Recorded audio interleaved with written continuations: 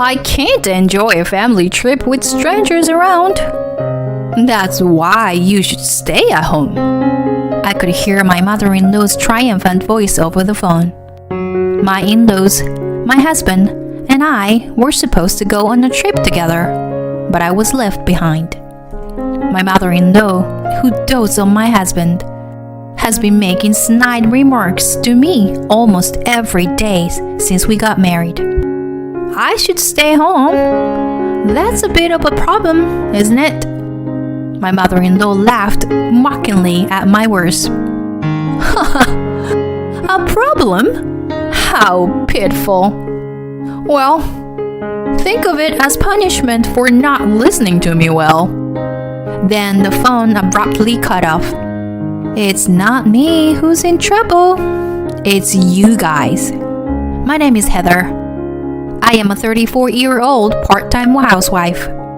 I usually take care of the housework and work part-time at a cafe in the neighborhood. I have been married to Bill for 6 years. My husband was a colleague at the company where I used to work, although we worked on different floors. We talked a lot before we started dating because we often saw each other in the hallway. The turning point in our relationship was at the company's Christmas party. I happened to sit next to Bill that day, and we had a great time drinking and talking like we always did. Bill went to the restroom for a while, and I listened to a group of people nearby who were having fun talking. Then, a drunken manager from another department came over and started bothering me. Drink more. Come on. You're young. I was confused about how to respond to the manager, who I didn't have much interaction with. Just then, Bill, who was in the restroom, returned. Bill looked at me and the manager alternately, then gulped down the drink manager had given me and said, Chief, it seems like the table over there is having a good time. Why don't we go there together? He took the manager away from me and led him to the other table. This was the start of my realization that I was attracted to Bill. After dating several times, I confessed my feelings to him, and we officially started dating. 6 years ago, we got married, and although we don't have any children, our relationship is good. However, there is one thing that I am worried about, which is my mother-in-law, whom we are currently living with. After we got married, Bill and I lived in a small house together, but the next door caught fire, and our room was also flooded. We had to evacuate somewhere else while waiting for the recovery process to finish, but we didn't know where to go. Then, Bill's mother offered us to live with them, and we gratefully accepted. The problem is that after we started living together, my mother-in-law's comments became increasingly sharp. Even though I knew that she dotes on Bill and had made some snide remarks before, living with her made it more difficult. For example, one day when I had finished doing all the housework and was drinking coffee in the living room, my mother-in-law came home and started running around the house, saying this to me. Housework is a way to show gratitude to the husband who brings in income. You are really unfit to be a daughter-in-law if you can't even do this much. I don't know how to react to my mother-in-law's scolding, so I remained silent. If you can't do what you're supposed to do, then leave. There she goes again. This is her catchphrase. In the end, it was my mother-in-law who allowed us to live together because she wanted to live with Bill again.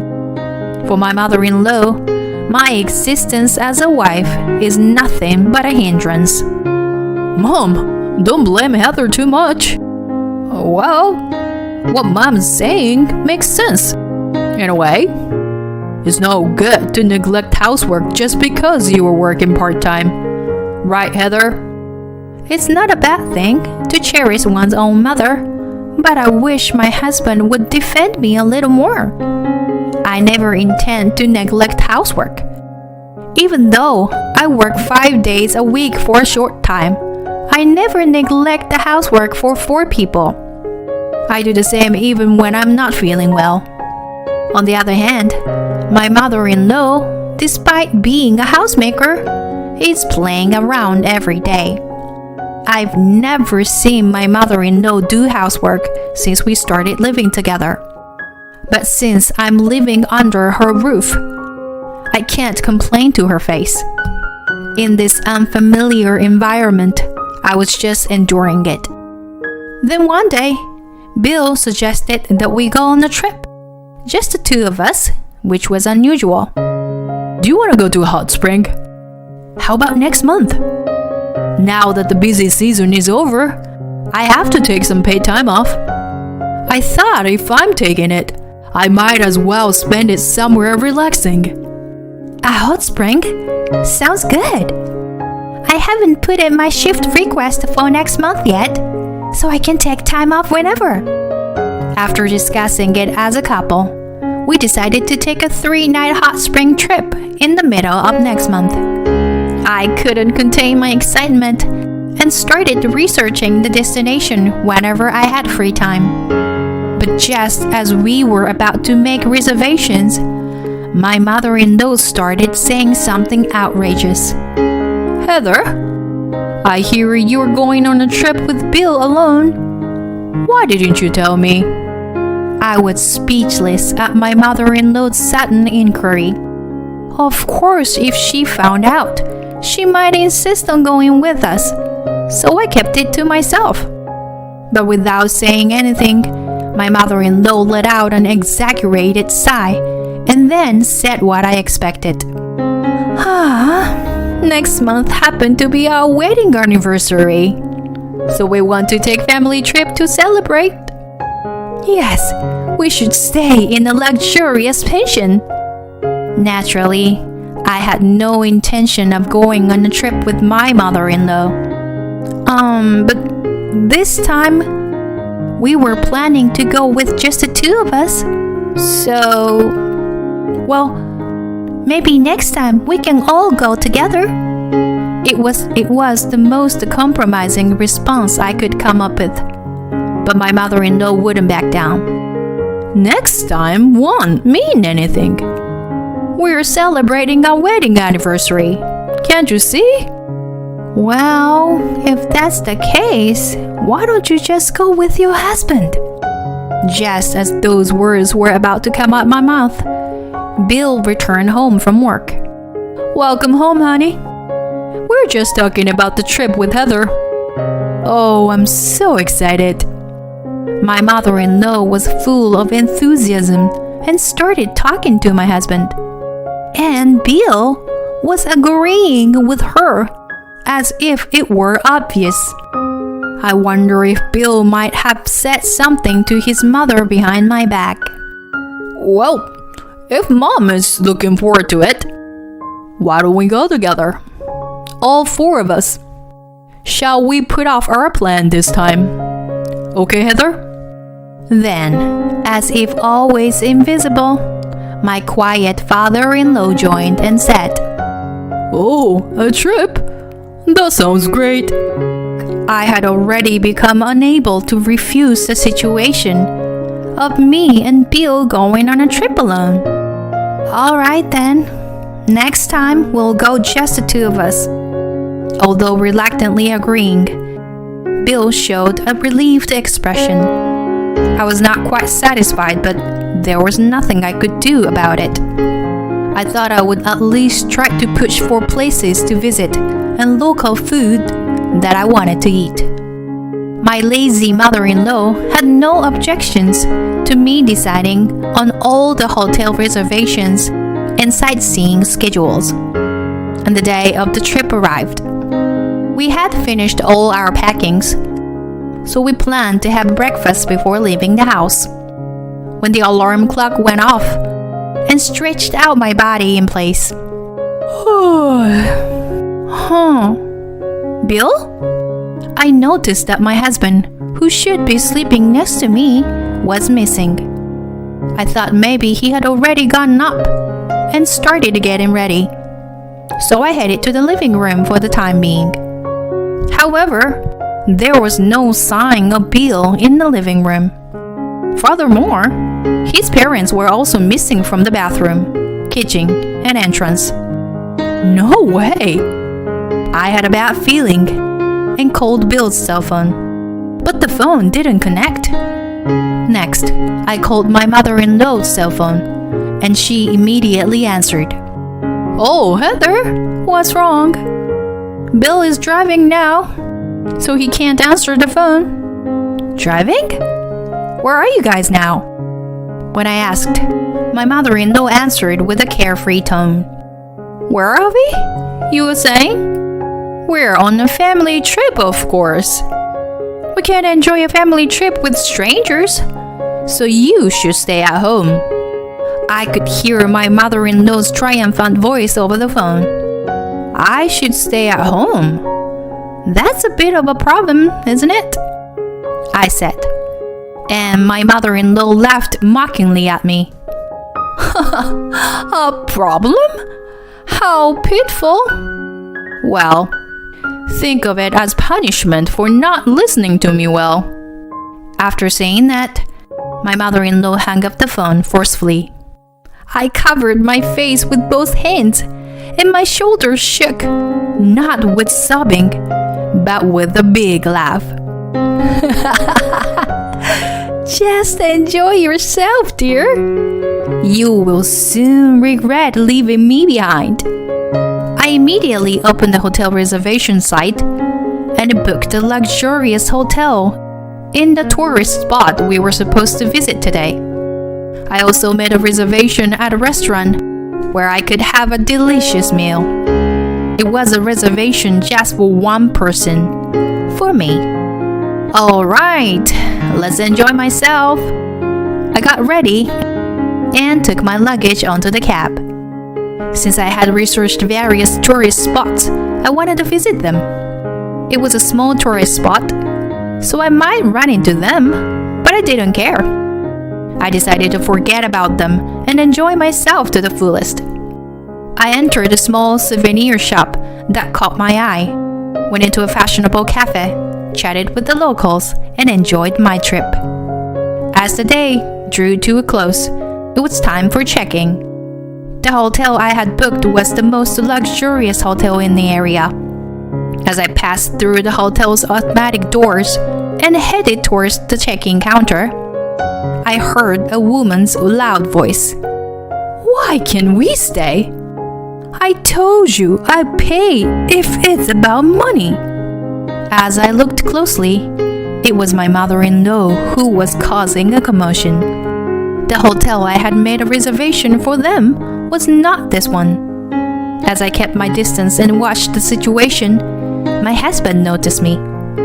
Hey, Heather, what's going on? You made a reservation for a pension, but we couldn't stay there, so we came to this hotel. And now we can't stay here either. As he said that, he started to get closer and closer to me. My mother-in-law also approached, her face turning red with anger. Yes, that's right. The pension wouldn't give you the keys unless the person who made a reservation was there. It's a security measure. That's why I told you. It will be a problem, didn't I? Finally, they seemed to realize how foolish their actions had been. My mother-in-law and husband exchanged glances. Their faces deflated. Just as they were about to cause more of a scene, several hotel employees rushed over to us. They quickly ushered my in-laws and husband outside, where they looked quite ridiculous. How dare you, Heather? We will stay at an even more luxurious hotel than this one. I felt somewhat refreshed and checked in with a smile. The beautiful interior and luxurious decor made me feel like I was in a dream.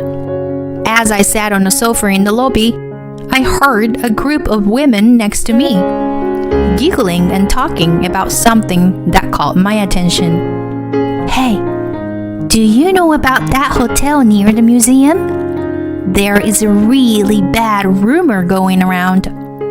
Apparently, in the rooms on the second floor, people hear hallucinations and have all their belongings stolen. What? Is that true?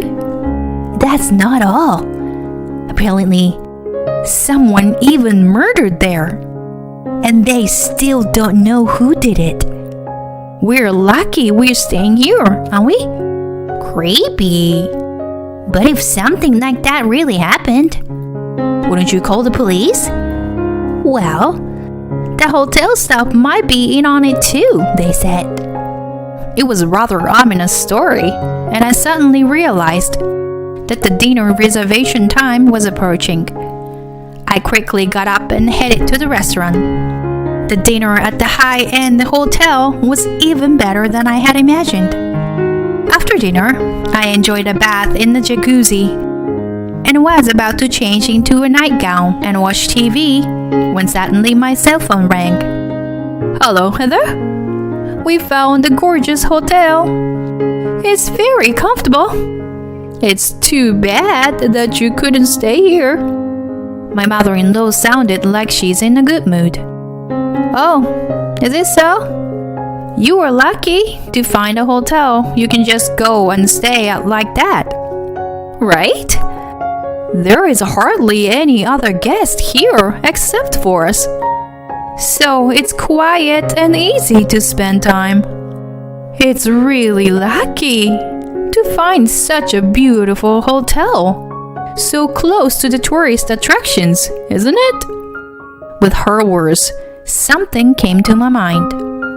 Excuse me, but is it a hotel near the museum? Yeah. But what about it? I knew it. I remembered the story about the creepy hotel that I heard in the lobby before going to dinner. I think it's better to run away from that hotel, you know. However, my mother-in-law laughed at what I said and dismissed it with a snort. Are you jealous of us staying in a nice place, Heather? Just be jealous then. See you later. Once again, my mother-in-law hung up the phone unilaterally. After that, I turned off my cell phone and spent a leisurely time. Then the next day, after checking out of the hotel, I visited the tourist spot I couldn't go the day before. After having fun all day on the third day, I arrived home around sunset. And it seemed that the other three had already returned home, as I could see the light leaking out of the window. Hey, I'm back. As I opened the living room door, all three of them started making noise. My mother-in-law began talking about the incident that occurred at the hotel. She said that someone had entered the room during the night, and it was so scary that she quietly hid in bed. When she woke up the next morning, her wallet, phone, and all of her other belongings that were on the desk had disappeared. The three of them were in trouble and had to use the change that Bill had to call relatives who lived nearby for help. Fortunately, the relatives came quickly and paid for the hotel bill, allowing them to return home safely. Now, they are planning to go to the police station to file a report, and their anger is directed at me. Yes, directly or indirectly. You are also responsible for this incident, Heather. Even if you say that, if you had not left me alone and went on a trip, this would not have happened in the first place, right? When I honestly conveyed my thoughts, my husband raised his voice. Shut up. Don't talk back to me like that. I can't deal with you anymore. I'm divorcing you. I was stunned and couldn't say anything. But soon, I went silently to our bedroom, took something out of my cabinet, and showed it to him and his mother when I returned to the living room. Fine. I don't need a husband who won't protect his wife from being bullied. Bill's face turned pale. I had taken out divorce papers that I had prepared just in case this day would come. Did he not think I would agree to it? He looked totally shocked that I agreed to the divorce. Then my mother-in-law took advantage of the situation and started pushing for a divorce to him. Get rid of this terrible wife and find someone new. I'll help you. Okay, sweetheart? Bill couldn't go against his mother and eventually took the divorce papers. Well done. Goodbye. Live happily with your precious family. Ignoring Bill, who had collapsed on the spot, I left the house. Afterward, we both filed for divorce, and it was finalized in a few months. Bill begged for reconciliation multiple times, but I ignored him every time. From now on, I'll protect you, Heather. So come back to me. He may have said that, but it was already too late, and I no longer had any feelings for my ex-husband, so I wasn't swayed. On the other hand, it seemed like my ex-mother-in-law was happy to have gotten rid of me for a while. However, that happiness didn't last long. The news of our divorce spread around the neighborhood. Gossip-hungry people began investigating the cause and found out about my ex-mother-in-law's bullying towards me. With her already haughty attitude, this incident caused even more people to look down on her. Since she had left all the housework to me, their house was now a mess. I had no interest in my ex-husband or ex-in-laws. However, since I went through a painful experience, I hoped that they would somehow rebuild their lives and live honestly. As for me, I was able to return to my hometown and found a job through a friend's introduction. At this point, I truly feel done with marriage. But who knows what the future holds? Either way, I plan on enjoying being single for a while.